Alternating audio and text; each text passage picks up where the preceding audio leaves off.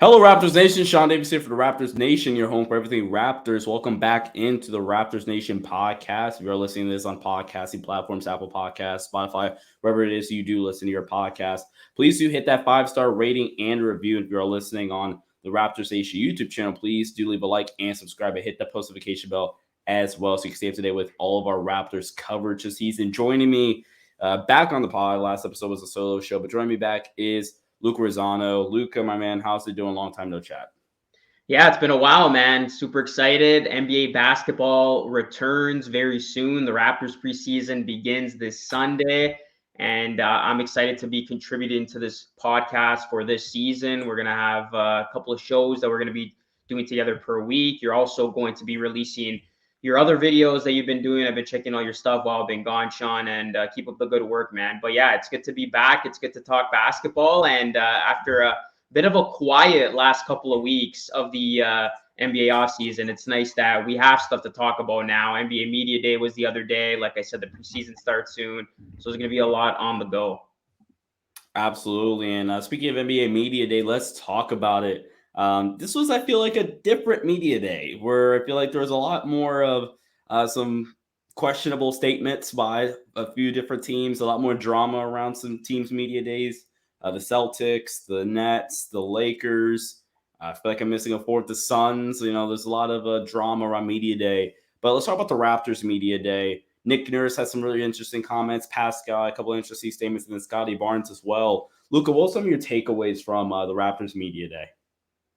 Yeah, Raptors Media Day and NBA Media Day in general, it just feels like the first day of school. I can only imagine, like, for the people who actually went to the Media Day events and participating, seeing the players, just seeing everybody once again, that must have been great. And yeah, it was good to see some content on the timeline. And like you said, Sean, there's a lot going on in the NBA right now. Like, you could do a show on every team's NBA Media Day because there's so much stuff that was going on. But for the Raptors, a couple of takeaways for me. One lighthearted one, I thought this was very funny, and this just speaks volumes to the type of character that OG is when OG was asked what he did in this offseason. And this was OG Anunoby on the non-basketball highlight of his offseason. And I quote, "I don't know, I guess reading a book, maybe going on a walk. I went on some good walks, saw some sunsets," close quote.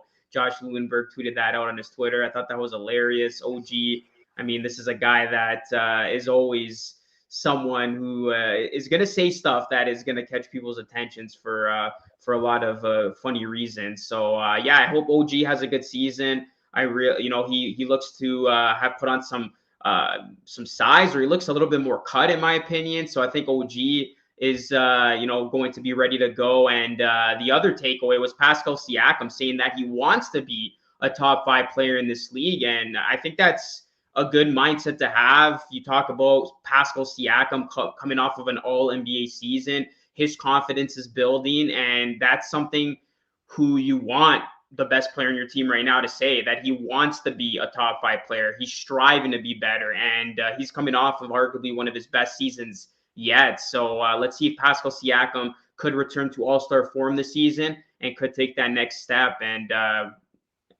make true to his words. Maybe not this season, but maybe he does have that in his ceiling where he could reach for the stars. But I did like that he said that. It says that he has been working on his game and he believes in himself, which is very important.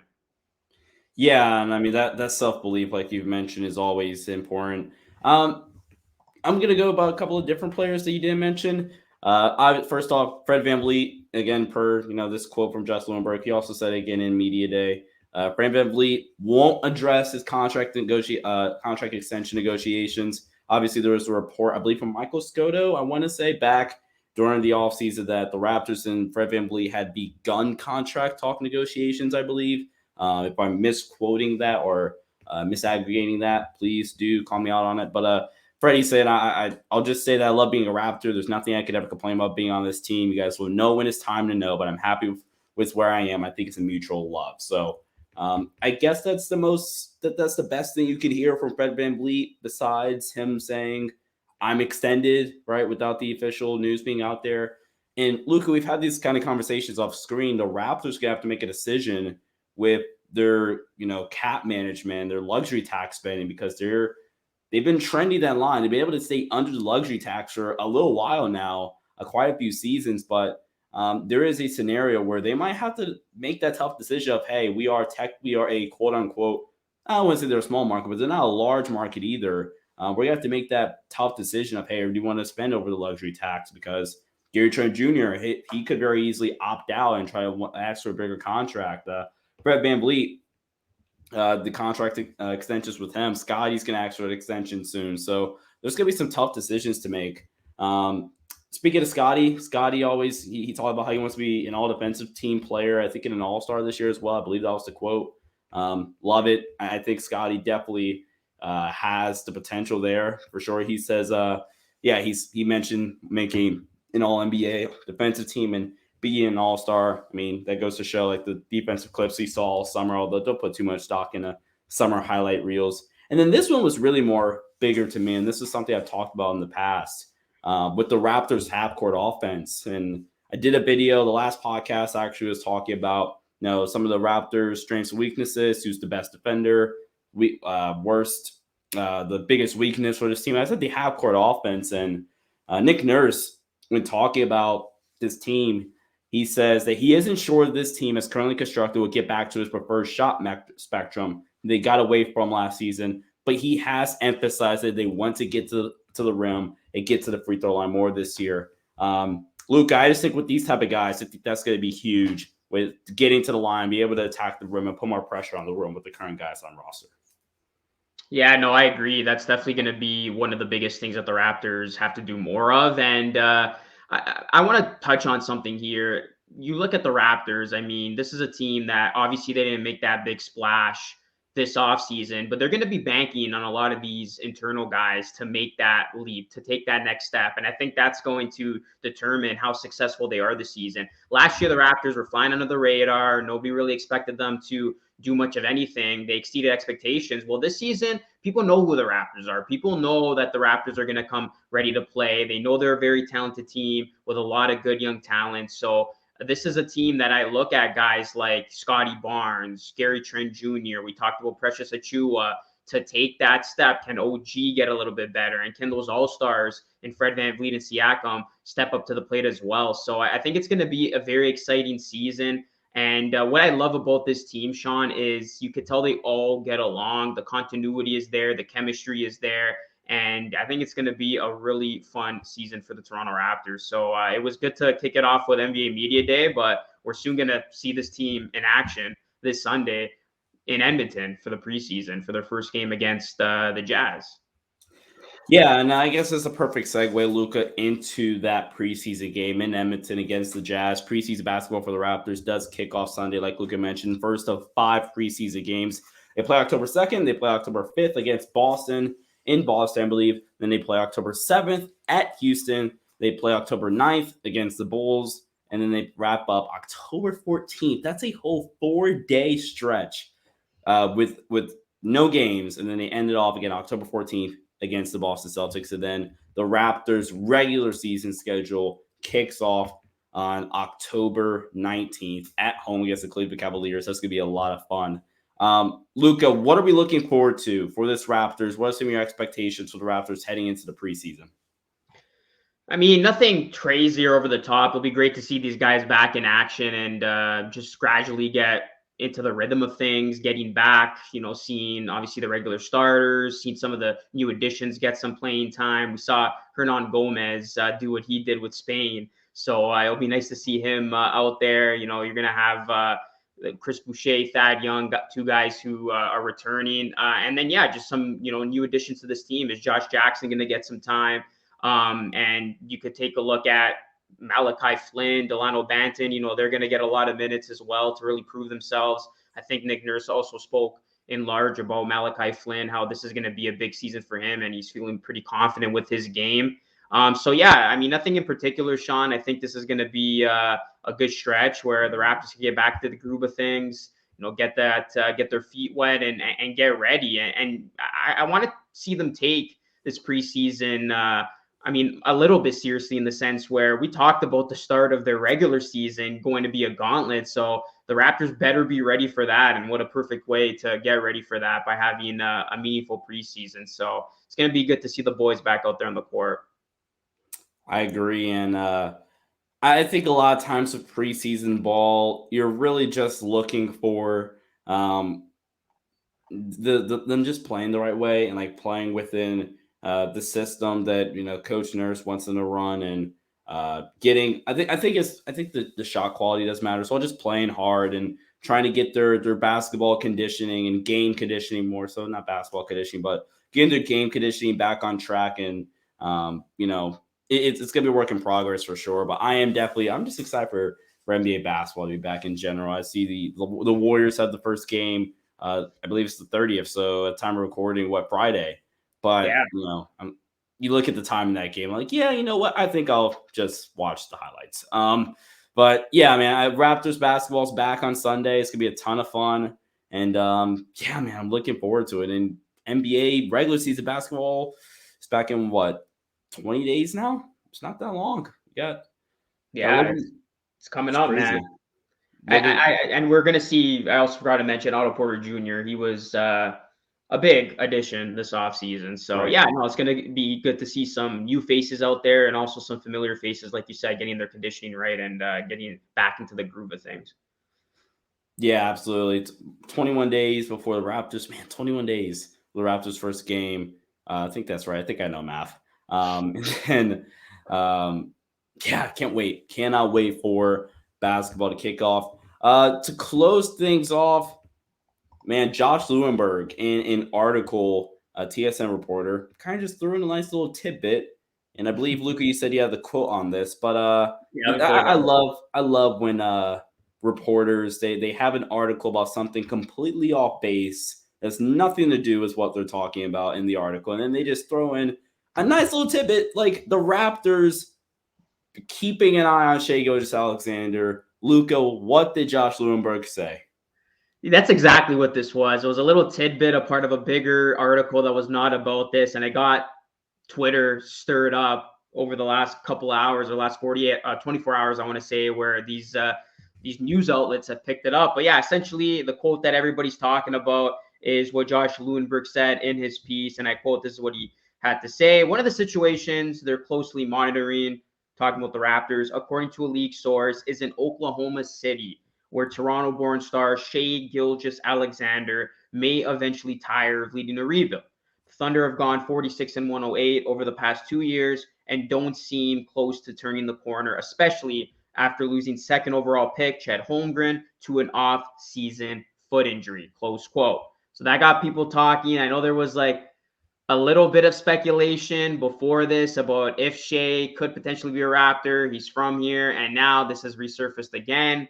So a lot of interesting stuff. But just for reference, Sam Presti did say that Shai is committed to OKC. So before I give you my reaction to this, Sean, take it away. Initial reaction, and are you buying this, or is this just to get the clicks and people like us to react to it?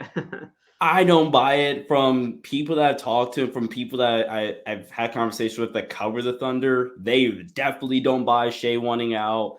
Um, Theoretically, like you said, Luca, it makes sense from a player and destination standpoint. It makes a bunch of sense for the reasons you just mentioned.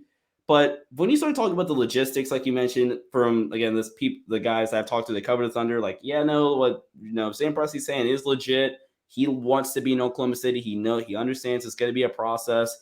Now, again, could it be in a situation where he doesn't fulfill that full 5-year contract? Sure, but I think we're too early in that process to say, oh yeah, he's going to be a Raptor at some point. And then also, like, at this current stage, if let's say the trade deadline comes around and shockingly Shai Gilgeous-Alexander's on the market, the Raptors gonna have to part ways with one of Fred VanVleet, Gary Trent Jr., OG Anunoby, and that's just like as the base of your package. That is what you're selling the Thunder on. That's just for salary purposes. Like, you're gonna have to throw one of those guys in plus the draft picks. I don't buy it, but again, like, from player destination, makes a ton of sense. Yeah, that's really well said. And I mean, just thinking of a future of Scotty Barnes with Shai would be music to a lot of Toronto Raptors fans' ears. But like Presti said, he expects Shai to be committed to OKC. And I understand where Lewinberg is coming from when he mentions the point, okay, I can see a situation, and I'm paraphrasing here, that he grows tired of losing. He wants out. Of Right. course, that's like any star player in today's NBA, right? They're on a team that sucks for so long, they want out. So I understand that component. But like you said, Sean, it's way too early into this OKC rebuild for a player of his status and caliber to be frustrated, in my opinion, especially when Chet is going to miss all of this season. You're Right. going to have another top pick next year. You're going to have another top pick the year after that. You got some good pieces already around you. So as of right now, I don't see this being a story whatsoever. But a couple years from now, 2 years, maybe this has some legs. Yeah. And like you said, maybe it's a matter of Shea not fulfilling his entire contract in OKC and OKC not getting better, the process, the rebuild not going to plan. And then all of a sudden, they got to figure out a different route. And the Raptors could be one of those players that comes in and says, hey, we're interested in Shea. Let's get it done. So I don't expect anything happening anytime soon, but it's definitely something to keep in mind and makes for some fun speculation. So I guess we'll all see how the Shea Gilgeous and Thunder situation goes down this season and how bad or good they are. But I don't expect them to be good. I think we can both agree they're probably going to be back in the bottom of the NBA, and they're once again going to have a top pick as they're probably going to be tanking for Wembanyama. So To go on, you had a great point there, Luca, that I wanted to add on to about the Chet injury. I think it'd be different if Chet was healthy because I think then you get to see how the fit looks on the court, and then I think the expectations would start next season, or maybe not like playoff wise, but I think at least next season you're at least saying, okay, Oklahoma City, you have to make the plan, right? And then now there's some form of expectations, but now Chet's out for the year. You're hurt. Talking about Shea, obviously you're hurt. There's no expectations for this season. There won't be any next season either. So even if you surprise next season, it's like, oh, okay, cool. But then at bare minimum, expectations for this Thunder team won't happen for 3 more seasons. So where I think you could shave off a year or two if Chet was healthy. So yeah, I think, like you said there, Luke, I think we're at least 2 to 3 seasons away from Shea being screw this. I'm tired of losing. I'm gonna go play for my home country, and I'm gonna go play with Scotty Barnes, basically. And then maybe Oklahoma City is ready to try to get win now pieces back. Hopefully they're done tanking or losing at that point. And then if you've re-signed Gary Trent Jr., for an example, who would be on a bigger contract, presumably, if you brought him back. And I think money-wise as well, it makes a little bit more sense for the Raptors if you wait to do this deal in a couple of years. So that's another added-on piece. I mean, he's 24 years old. Let's just say the next 2 to 3 years go by and OKC's still in the gutter. As a player of his status, I mean, we can agree that he will one day be an all-star. He's a star player now. He's close to being an all-star. You could grow frustrated with your losing situation. Yeah, you could look at a situation like Toronto. You see Scotty Barnes becoming this player. You want to go play with him. You want to go back home. So it definitely is a possibility. And because the Thunder have so many future picks, the players that they have now aren't even guaranteed to be a part of this rebuild because the Thunder could just go out and get like a new crop of good young players. They got Chet Right. obviously injured, waiting in the wing. You could get Wembanyama next season if you're bad enough, and they're gonna keep having all of these good picks for as long as they're bad. So yeah, I think it's not far fetched. I think looking at OKC, all options are open. I think for them as this is a team that they still have ways to go until they're once again a relevant team in the NBA. Yeah, and it feels weird covering a potential trade prospect and hypotheticals for the Raptors. That's a new one. Did have to do that too much. Although we have the KD stuff and 1 week of OG and Anobi trade rumors, but it feels weird to be able to talk a hypothetical trade about the Raptors. But I'm glad to get to do it with you, Luca. And Raptors Nation, comment down below. Is Shai Gilgeous-Alexander a realistic target for the Raptors? And if so, is it this season? Are we a little bit more down the line in the next 2 to 3 seasons at minimum? Comment down below. And as always, subscribe right here to the Raptors Nation YouTube channel. Ring that post notification bell as well. Sean Davis and Luca Rosano here. Stay safe. We'll see you guys next time. Peace out.